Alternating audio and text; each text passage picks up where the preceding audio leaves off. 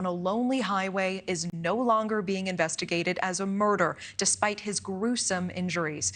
Noah Presgrove was only wearing shoes when his body was discovered on a deserted stretch of US 81 near Terrell, Oklahoma. That's about 100 miles from Dallas, Texas. NewsNation has learned about the events in the hours before his death. He had been drinking at a house party with friends over the Labor Day weekend last year.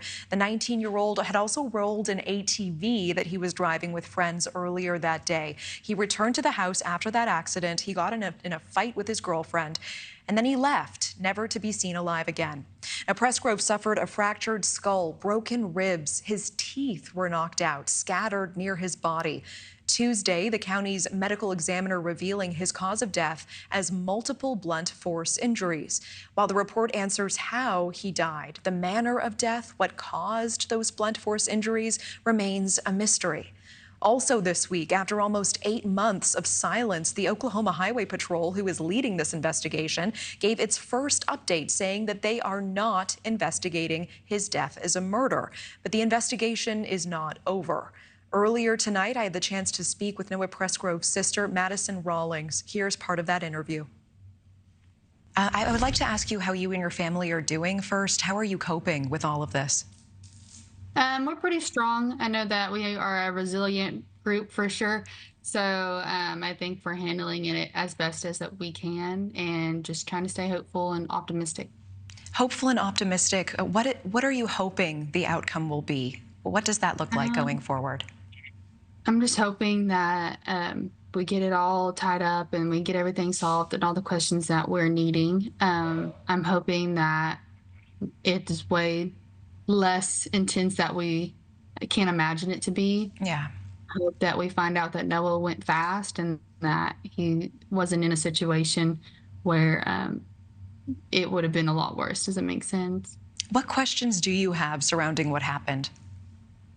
I just want to know, like, how he died. I want to know what scenario was played out that caused his death and what happened. I just want to know what happened. And we're nearly 8 months out. The Oklahoma Highway Patrol finally providing this update that they are not investigating Noah's death as a murder. What are your thoughts on the handling of your brother's death? I think that having some communication means there's progress. So with them saying that they're not investigating it as a murder, there's so many other things that they are able to classify it as. So maybe they have just made some progress and were able to give us that kind of update. So we have this autopsy report released this week that shows that Noah died from blunt force injuries. It rules out him being hit by a car at that spot where he died.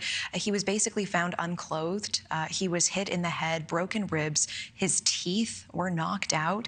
Despite all of that, though, you know, your brother's death not being investigated as a murder, what do you think of that? What do you suspect may have happened that night?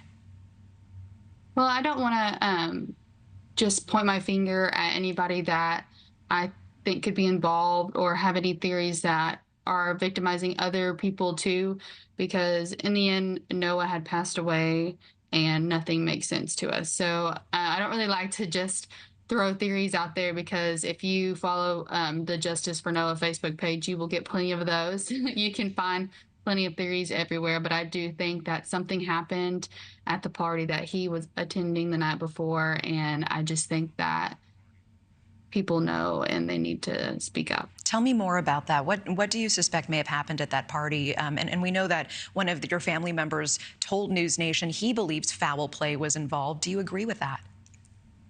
I'm not going to disagree. I have no reason to disagree, but I know there's people out there.